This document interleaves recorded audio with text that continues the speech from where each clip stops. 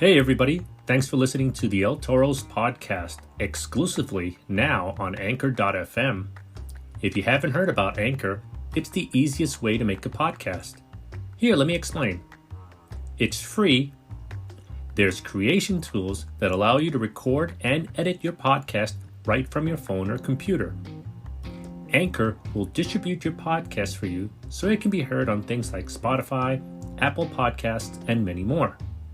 You can also make money from your podcast, which is always a plus, with no minimum listenership. And it's everything you need to make a podcast right at your fingertips and in one place. I can't believe it took me this long to switch over to Anchor.fm, but I couldn't be happier now. So, get yourself started and download the free Anchor app now, or go to Anchor.fm to get started.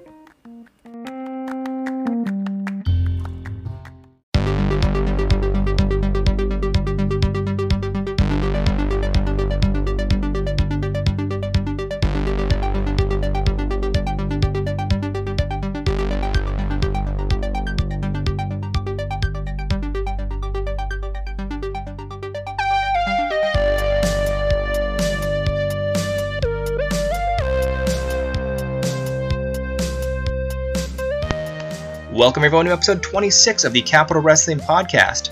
I'm your host, Sean O'Brien. You can catch us here every Wednesday afternoon at soundcloud.com/LTorsPodcast. We're also available on irwnetwork.com, thanks to Eric Bischoff, and you can find us on iTunes as well. Follow us on Twitter at Capital Wrestling without the G. Follow me on Twitter at Sean Neutron. If you want to go check out some Capital Wrestling merchandise, go to whatamaneuver.com and also go to prowrestlingtees.com. Now, you can also find us every Monday live on gfqlive.tv, and then you can see replays on Pivot Share and IRW Network. So we have a very fun episode this week, guys. Last week we talked to Ken Dixon and Matt McIntosh, and now we're going to just go for a solo episode with a very talented gentleman. And he's not a wrestler, he's a manager, but he's got lots of experience over 2 decades. And you might know him from such promotions as VCW. He's the commissioner at Bruiser Wrestling Federation in Virginia. And he's also been associated with Next Evolution Wrestling down in North Carolina. He's all over the place. And now, obviously, he's with Capital Wrestling alongside Timmy Danger, the career ender. He is none other than Neil Sharkey. What's up, Neil? Hey, man, everything's great. Other than my bursitis is kind of acting up, I've got a toothache, and my hemorrhoids, man. Don't get me started on that. Other than that, I'm peachy keen. How about yourself? I'm doing great, man. It's just great to get you on here and talk a little bit of everything. Really, talk your career, and we're gonna get with all the experience you have, we're gonna get plenty of perspective and insight on all sorts of parts about the business.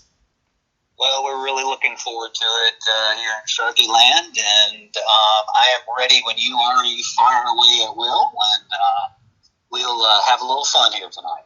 Yeah, just another way to hype up for the show on October 14th. We got lots of good matches. Actually, the whole card was announced last Monday. So. Yep, that's right. 301 Garden Street. That's going to be the place to be on October 14th. The Danger family will be in full effect. You can count on that. Yeah, there's a lot to get to there in terms of that storyline and just what's going on with that whole situation. And we'll get to that in just a little bit. But with you, you've been doing this since, 91, 92? My first match, I was actually a ring announcer, got thrown in the fray at the last minute on October 10th, 1992. That was at the Westmoreland Civic Center in Warsaw, Virginia. I was scared to death. But I was able to pull it off. I was actually in the middle of my training at the time. Mm-hmm. And I remember the main event was my trainer and mentor, Johnny Ringo, against Ruthless Roger Anderson. Of course, at the end of the match, he pulls my chair out from under me ringside, and he looks down at me and growls, "Welcome to the violent world of Roger Anderson." And I'm like, "Please don't kill me." That was like, "Welcome to the business, kid." That's basically how that started out. And it got a little bit better after that. You mentioned the training. What kind of training? Was it just purely for being a manager or being a wrestler? Oh, well, that's an interesting story in itself. A good buddy of mine from high school, he's a big, burly fellow. He was about 6 feet, 240. wanted to be a wrestler. He was almost as big a fan as I was. So he started, after high school, he started looking into training. And at the time in Virginia, of course, this is maybe the middle of '92, Jimmy Valiant had a wrestling school in near Virginia Tech, Christiansburg, Virginia, in that area. And then there was another wrestling school in Warsaw run by Johnny Ringo and a gentleman by the name of Cowboy Bob Coley. So he signed up to go to that. A couple of months into his training, what he would do is he would come down to Warsaw, drive from Richmond to Warsaw on a Friday night.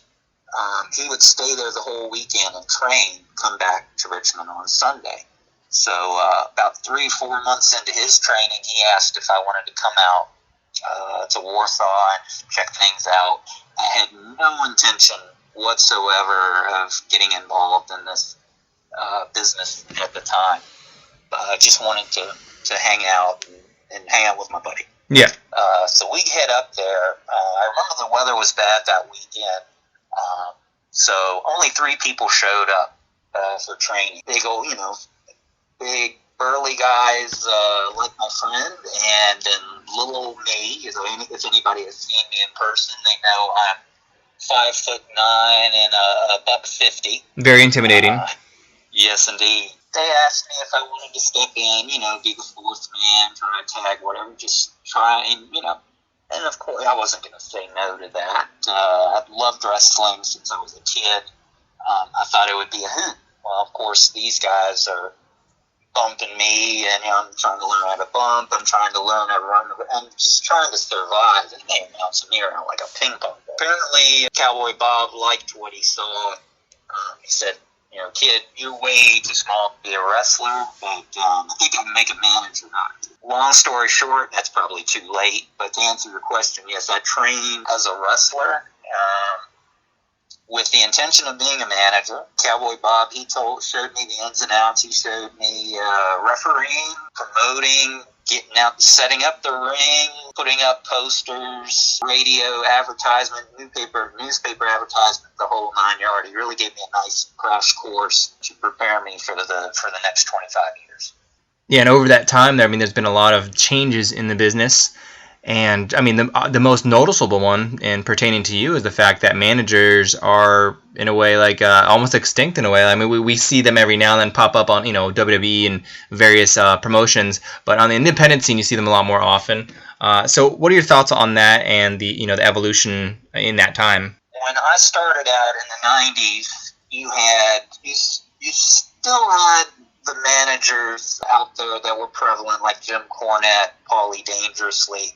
You could see a trend starting in the 80s, especially WWF, Mid-Atlantic, many of the territories. Managers were very prevalent. They were a big part of the whole presentation. You could see a pattern coming where managers maybe weren't coming across as frequently on the TV screen, and it just only progressed as time went by. Then you shoot into WWF's Attitude Era, where they were really being phased out in favor of the ladies, TNA, if you will. Mm-hmm. And so, I always kind of wish I had gotten into the business a few years earlier than I did. I would have gotten a kick out of running around in those territories, traveling all over the country, working 6 months in Memphis, or maybe heading up to Portland or Texas for a year.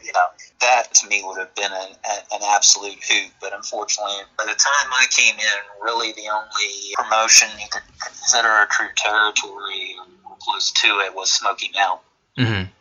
But as time goes by, you're starting to see them creep back a little bit more now. Paul Heyman, of course, is the standard bearer. I think anybody who wants to be a manager now on a national level, his promos are second to none. They've always been top notch. A lot of people strive to be, as far as manager. If he can carry a feud between Roman Reigns and Brock Lesnar, and he's a miracle worker in that sense.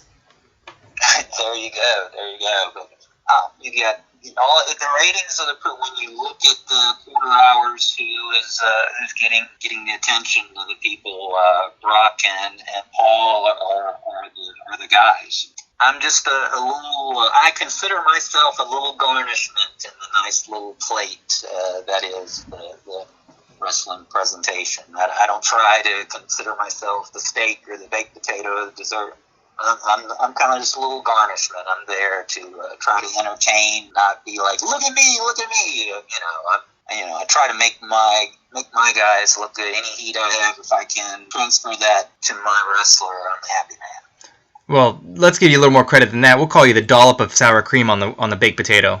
I'll take it. I'm good with that. The check's in the mail. I like that one. I'll give you that one. Oh, there you go. I don't charge. What was it like, the scene back then, in terms of women's wrestling as it is compared to today? Back then, women's wrestling was much more of an attraction, very much like the midgets, the girls, or a gimmick match. That's the way it was.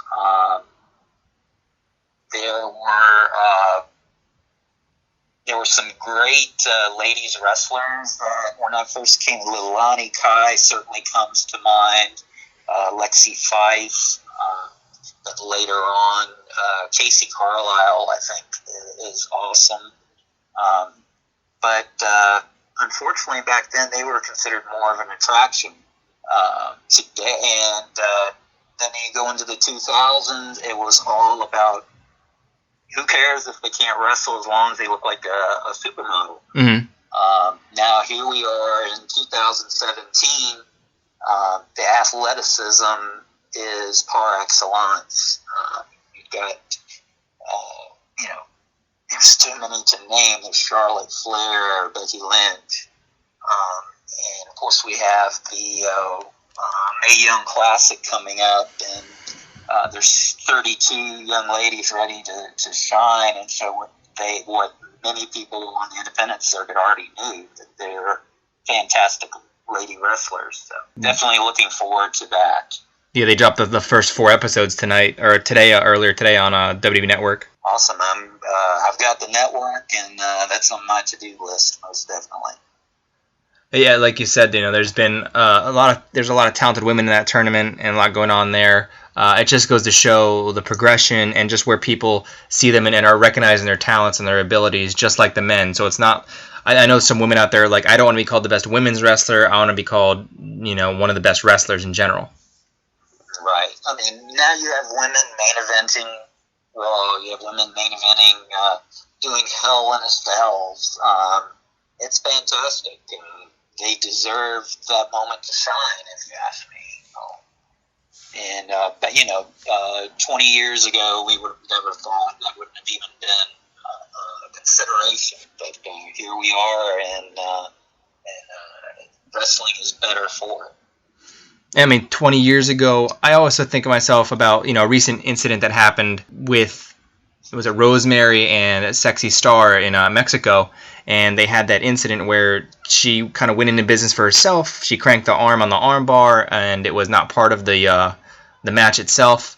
What are your thoughts on that, and when was the last time you recall that happening, whether between men or women? It would have been a long time. Quite frankly, when I started out, something like that may have happened if someone was disrespectful in a certain way, or maybe overstepping their bounds. That was a while ago. It's really not something that we've seen happen in the ring in quite a while, because it's understood that when you're in the ring, you're putting your body on the line. There needs to be a level of professionalism.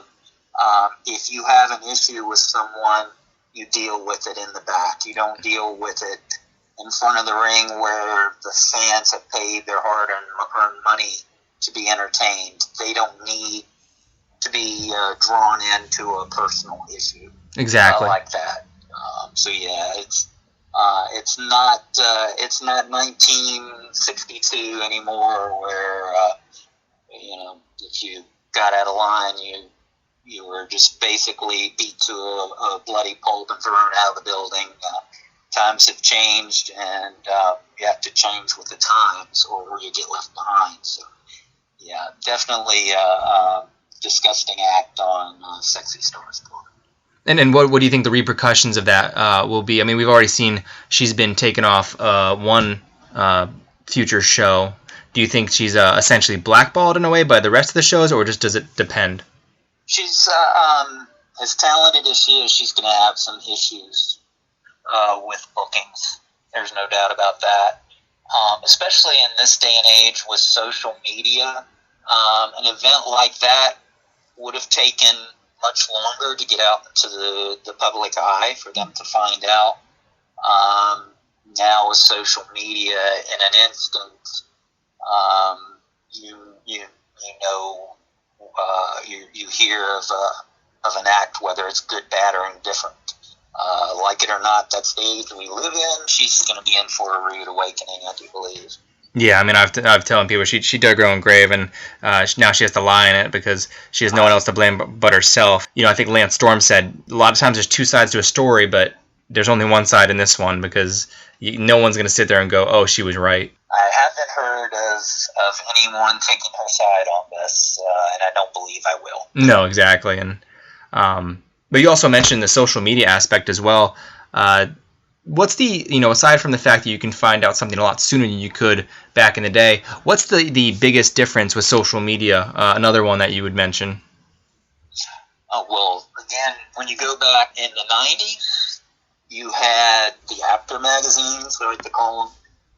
Of course, by that time, the news in there, maybe over a month old. So when I got introduced to the sheets, like the Torch and the Observer, I thought that was pretty cool because I was getting information that was about a week old or 2 weeks old. So I thought I was on to, I was hot stuff. I knew something that all my friends and stuff, they're going to have to wait a few weeks to find this stuff out. So, yeah. So of course you had those and still do. Now with the power of social media, everything, it's virtually instantaneous. That kind of fits with the times we have today. People want information, they want it now. They don't want to wait. Same thing with a lot of story angles, where maybe Braun Strowman and Brock Lesnar, they may have been hoping for that to be the main event of WrestleMania. People are chomping at the bit for that now, so boom, next pay-per-view, you got Strowman versus Lesnar, where maybe a few years ago they would have run that for a few months into WrestleMania. No, we gotta feed the fire of the people. They want it now. Let's give it to them. So.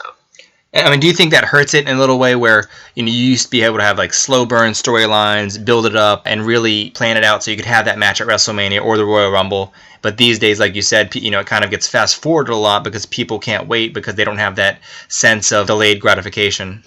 All right, it definitely works with long-term booking and long-term ideas. Where back in the day, especially the larger WWF, again, going back to them, they were able to book their storylines out well in advance, almost from WrestleMania to WrestleMania. Not so much today, especially when you have the injury factors really building up and things like that. It's harder to go in a contract negotiations. It's harder to tell who's going to be on your roster from one year to the next. So it's interesting. It's for those who like delayed gratification, maybe not so great. For those who want it now or they want it yesterday, for them, they're happy.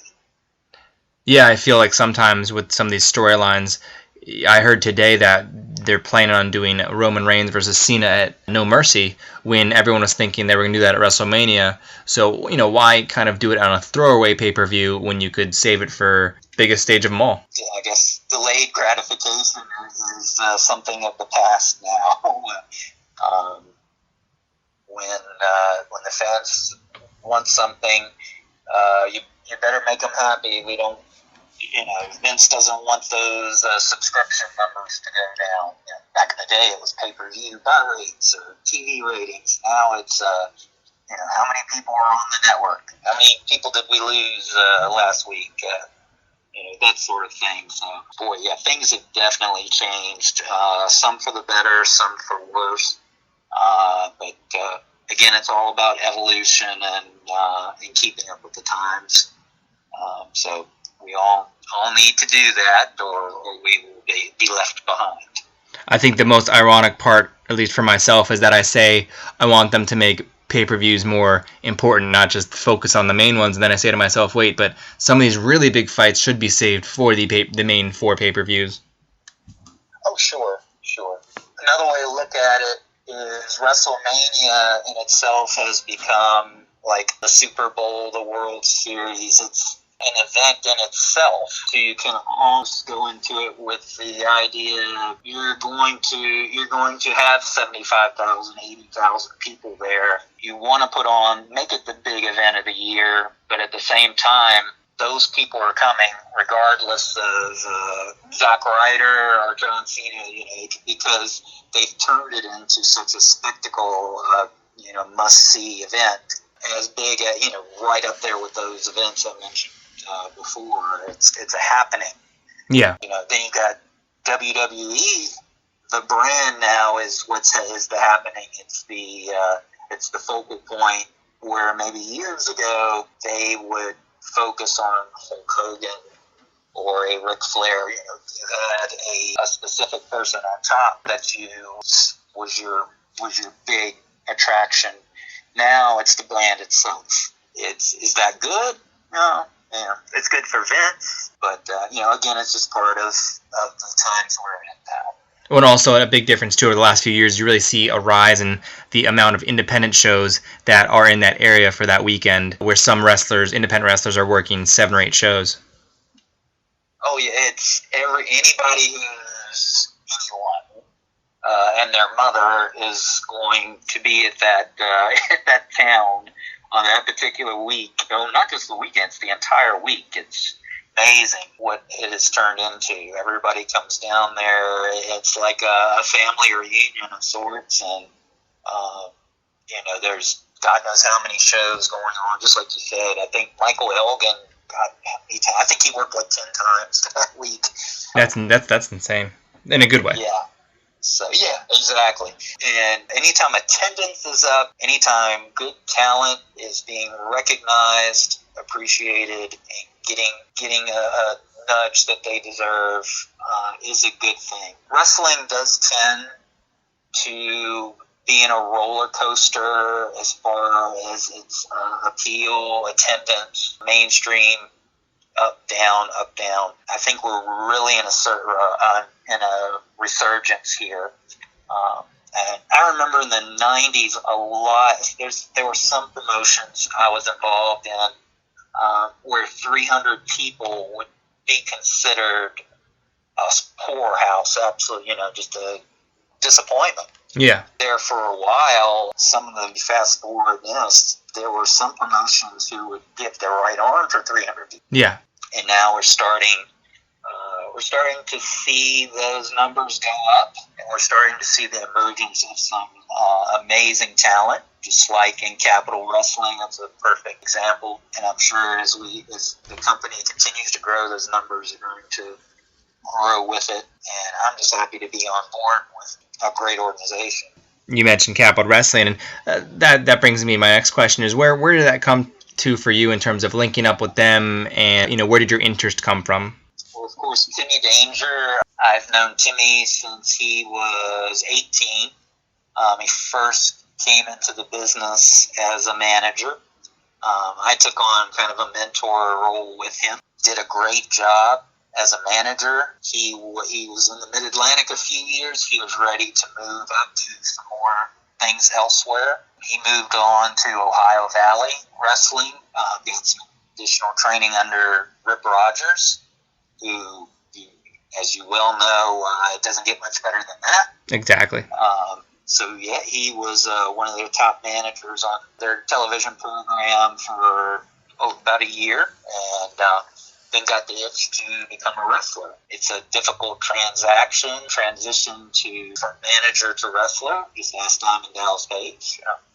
Unfortunately, DDP situation is not. It's an anomaly that happens frequently. Exactly. Timmy has done an excellent job in his transition, I think. Long story short, again, probably way too late. Marcus Dowling contacted Timmy. I took on a managerial role for Timmy when he returned back to the Mid-Atlantic area a few months ago. And when Timmy and Marcus started talking, I've known Marcus for many years. Love the guy to death. He is a true talent, and not only as a manager, but of course in his role at Capital Wrestling.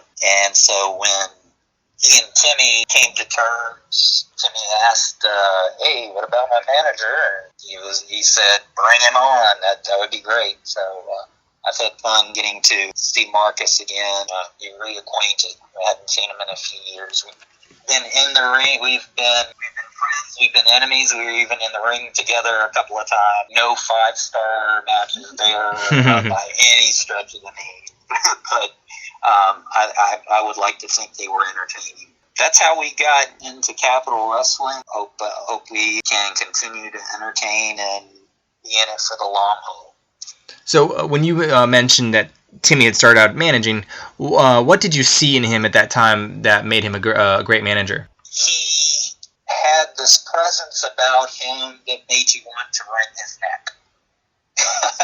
And it was basically Timmy dialed up a few notches. Yeah. And once he did that, it was just a matter of him tweaking it down just enough so the crowd can understand where he's coming from. It was just a little bit in the cadence, because he's so smart and he's so intelligent and he had so many cool things to say, but he would rattle them off so fast. So once we brought it in a little bit, we started to see some awesome things out of Timmy as a manager. He had a book with him he called How to Win at Life by Timmy Danger. I had the picture of him and everything, and that book would sometimes accidentally, on purpose, find its way into the matches, and the crowd just couldn't stand this guy. He was witty. He had one-liner after one-liner. The people he managed, they were always successful, and he made sure everybody knew that. Mm-hmm. So it was a perfect type of manager in the Mid-Atlantic area, Southern style wrestling that the fans love to hate. Well, I'm sure the reason that book found its way into the ring is he was just trying to teach the guy how to win at life. Oh, exactly. So, and sometimes his opponents maybe couldn't read, or they didn't understand what Timmy was. He was just trying to help, just like today at Capital Wrestling. Timmy Danger's goal in life is to help people, to make them better than they are now, to come into his sanctuary, into his family, and just become better than they are now. Mm-hmm. So he's always had that trait about him, and now he's blossomed into this leader that I am proud to be associated with. Along with that comes the recent happenings with the Danger family, and I believe it was in June is when Joey Ace and Joe Keys had a match, and Timmy was on commentary. He came down, interrupted the match, and decided, hey, you guys are both really good. I want you on my team. And then they had the 6-man tag match later in the night, and it ended up with Timmy kind of giving everyone a little bit of tough love. You said it in a nutshell. It's tough love. I even said it to the crowd after the match. Losing is not an option. You want to be part of a winning team, you need to give 110%, and the results need to be there. If the results aren't there are consequences. Mm-hmm. Timmy was more than willing to deal out those consequences, and the perfect strangers, Ronnie, the referee, the Joes, Keys and Ace, everybody had to learn that Timmy Danger will not accept failure of any kind. It's that simple. I guess, like you said, he was teaching them a lesson, and he hit him with that finishing move, and everyone was out for the count. Now, where does that leave them right now, heading into October? I mean, we have Timmy Danger, Ryan Zane teaming up with Stan Styles, and obviously Porsche Vaughn's going to be out there with you, and you guys are going to be facing Ronnie Burton, Joey Ace, and a mystery partner. How do you feel you're going to get along with Porsche? We'll get along fine. He's a controversial figure, but I like that. Controversy creates cash, remember? Mm-hmm. All we have to do is get together, do a little game planning. We've got our team set already. We're already at an advantage. You've got Timmy, the leader, the maestro, if you will. The newest member of the family, Ryan Zane, just needs a little guidance, just needs a little tough love. He's going to be fine. Of course, you got Stan Styles. He may be a little upset. I understand they wanted that championship tag team match. Understood. Next best thing, you get to be one night part of the Danger family. So all we need to do is just get together beforehand, strategy, let Timmy lead the way. There will be no problems. Then you've got our opponents. You've got Ronnie Burton. We clashed with him last time. A big, strong, tough guy. Maybe got a little BB running around on the top of his head where his brain's supposed to be. So be it. Then you've got Joey Ace. Don't get me started on Joey Ace. Anybody that watched Capital Wrestling television saw what he did to me. Attacked me from behind. I'm still recuperating from that dastardly attack. He calls himself the Salty Dog, but Timmy Danger gets him in the ring on October 14th, Hoboken, New Jersey. He's going to be the peppered cat, because Timmy's going to pepper him with left. He's going to pepper him with right. Boots, kicks, stomps, punches. You don't lay your hands on Neil Sharkey. That has been proven for the last 20-plus years. There are consequences when that happens. Mr. Ace is going to find that out. He's definitely going to learn a valuable lesson October 14th. Then we have a mystery partner. I mean, it could be Bozo the Clown. It could be Kramer from Seinfeld. It could be Seinfeld. We don't know. That's okay. We're ready. We'll be focused. The other team, maybe not so much. Hey, they were fighting each other just a little while ago. Now they have to be on the same team. Good luck. Good luck to you. You're going to need it. I hope your mystery partner is ready. It's not going to do you any good. The Danger family will prevail. Bottom line. So, does that mean Joey Ace is not going to get a Christmas card from you? He's not going to get a Christmas card. He's not going to get a Thanksgiving turkey. No Valentine's Days. He will be eating his Christmas dinner, probably sucking applesauce through a straw. If he's lucky, maybe that's going to be the worst of his problems. Now, what makes Ryan Zane an ideal candidate to join the Danger family? I've known Ryan actually from his days in Virginia, before he moved up to Philadelphia. Fine young man, he just needs guidance. And that's what we're looking for, is someone who's tough, he's a competitor, just needs a little bit more guidance, someone who will show him the way, someone who will be a guiding light. And that's what Neil Sharkey's about, and that's definitely what Timmy Danger is about. And you talk about guidance. Obviously, Porsche Vaughn's a manager from a different era now, younger era. What do you look to, if there's anything you could teach her, or what do you think, what does she bring to the table, in your opinion? She's spunky. She's a great talker. She gets her point across. She's entertaining. Mm-hmm. That's money right there. So if she keeps doing what she's doing, she's going to be just fine. She's one of those people that years from now, other people will talk about as successful managers, groundbreakers, if you will. I look forward to a lot of great things from her. Along the same vein in guidance, what's just a good tip for people who are out there who are looking to break into the business and become a manager? What kind of advice would you give them? Well, first of all, don't do it. No. No, actually. Don't take any shortcuts. would be my first bit of advice. Go through the entire journey. Get your proper training from an accredited school such as OVW or the Monster Factory. Schools that have produced results, produced talent, people who have been signed, etc. As far as management specifically, a friend of mine, another manager back in the day, Devin Sturgis, he coined the term fifth ring post. Don't be a fifth ring post, just standing there doing nothing like you're a deer in the headlights. You're a manager. The person you're in the ring with, you have a vested interest in that person. His success is your success. Look at it that way. At the same time, you need to learn when the spotlight should be on you, when the spotlight stays on your opponent. 99% of the time, that spotlight stays on your opponent. Yeah.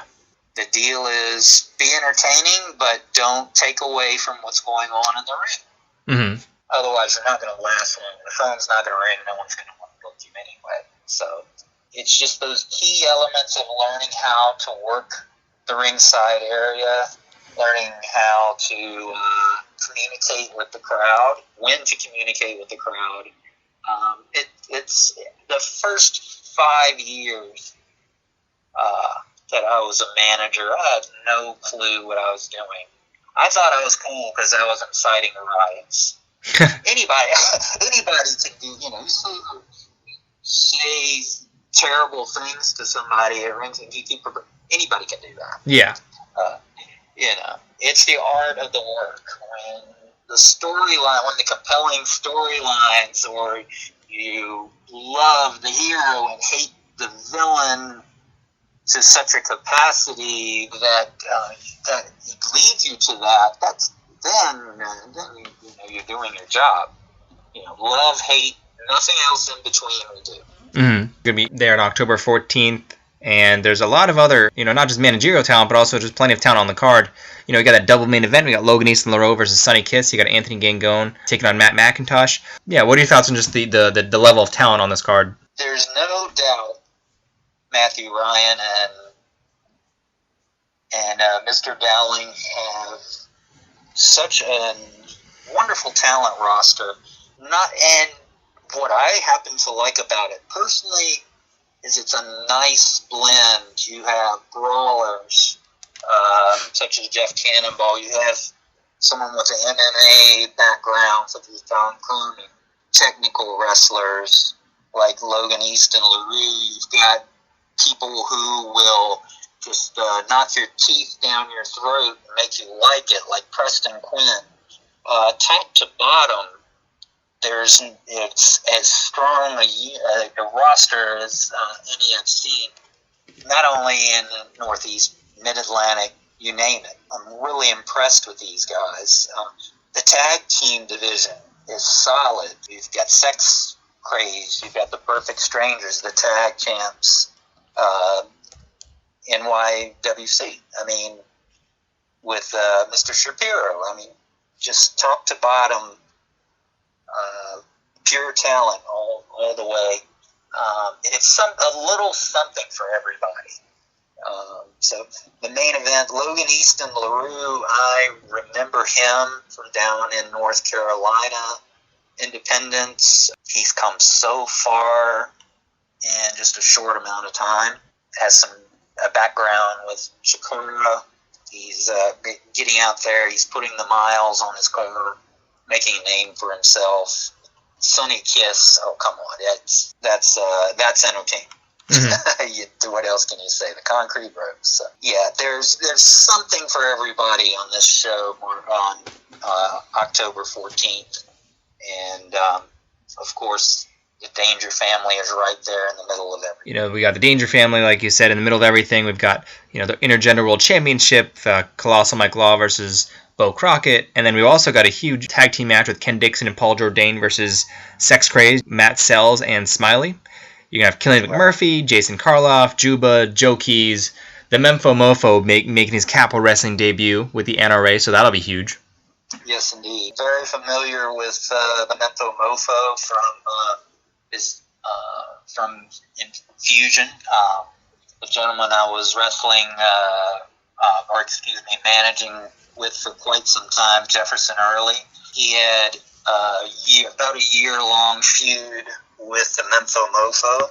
So I know exactly what kind of damage Mofo can do. But he's going to have his hands full with Jason Karloff. I mean, what a beast he is. Yeah, that's going to be one of the matches I'm very much looking forward to.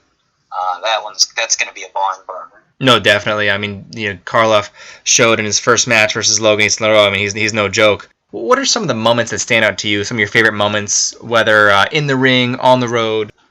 Oh, wow, that covers a lot of ground. Well, I mean, I know it's kind of vague, but anything that really just stood out to you that maybe at the time you were shocked, you couldn't believe it was happening, but then you reflected on it and it just turned into a funny story.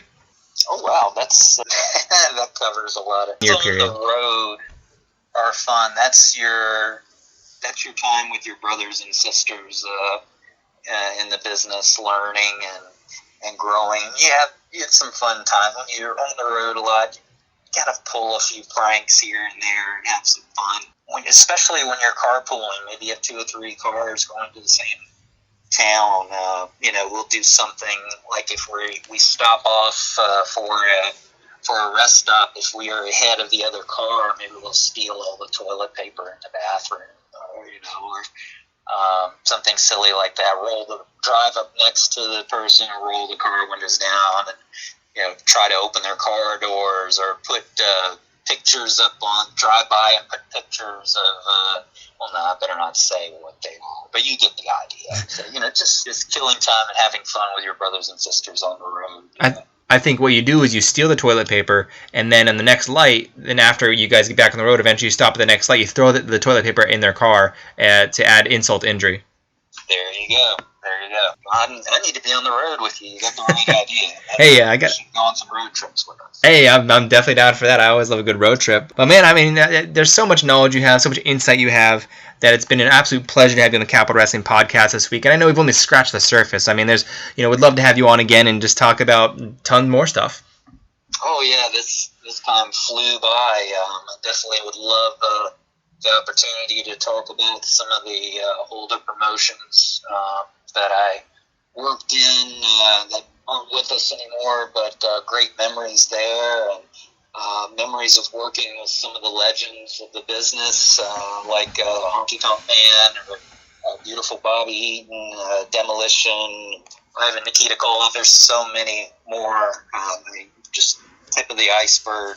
Barbarian, he's a good friend of mine. I've had the privilege of working with him for the last 18 years. I'm a lucky man. Learned so much from him. So, definitely I hope we have an opportunity to speak again.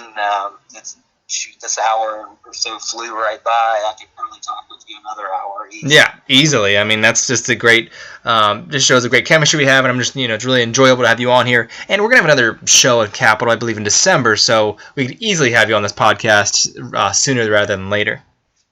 I'll be looking forward to it, very much so. And one more time, don't forget, October 14th, Hoboken, be there.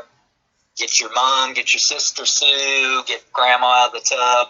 Come on down and see us, because it's going to be a night you won't forget.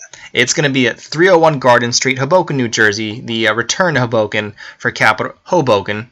Matt Ryan doesn't like it when I say Hoboken. That's awesome. To today, Junior. But the doors will open at 7 p.m. Bell time's 8 p.m. You can get your tickets at CapitalWrestling.com. There's a double main event. It's going to be Logan East Toro versus Sonny Kiss, and then Anthony Gangone versus Matt McIntosh. The Intergender World Championship of the Known Universe will be on the line when Colossal Mike Law takes on the challenger representing the NRA, Bo Crockett. Tag Team Mayhem, as mentioned in this podcast with Neil Sharkey, is Timmy Danger, Ryan Zane, and Stan Styles, with Porchavon and Neil Sharkey taking on Ronnie Burton, Joey Ace, and a mystery partner. Who that is, we're not sure just yet. We'll probably have to find out that night. There's going to be Matthew Ryan Shapiro presenting the New York Wrecking Crew versus the Perfect Strangers in a tag team bout. And we're also going to get to see Logan Black, Ken Dixon, Paul Jourdain, Juba, Jason Karloff, Joe Keys, the debut of the Memphis Mofo, Keelan McMurphy, Sex Crazed, and just much more. And the card is always subject to change, so keep it tuned to CapitalWrestling.com for more information. You can follow their Twitter at Capital Wrestling without the G. You can follow my Twitter at Sean Neutron. We're here every Wednesday afternoon at soundcloud.com/LTorsPodcast. Also on IRWnetwork.com, just go to the podcast section and look for Capital Wrestling. You can catch us every Monday at gfqlive.tv, Pivot Share, and IRW Network for the replays. And if you want merchandise, go to whatamaneuver.com and prowrestlingtees.com. And I also forgot to mention we're available on iTunes. Just search El Toro's Podcast on iTunes. So once again, it was really great to have Neil Sharkey on tonight's show. And you can catch us here every Wednesday at 12 o'clock. So come back next Wednesday and stay tuned to my Twitter to see who will be on next week. Thanks for listening, everybody.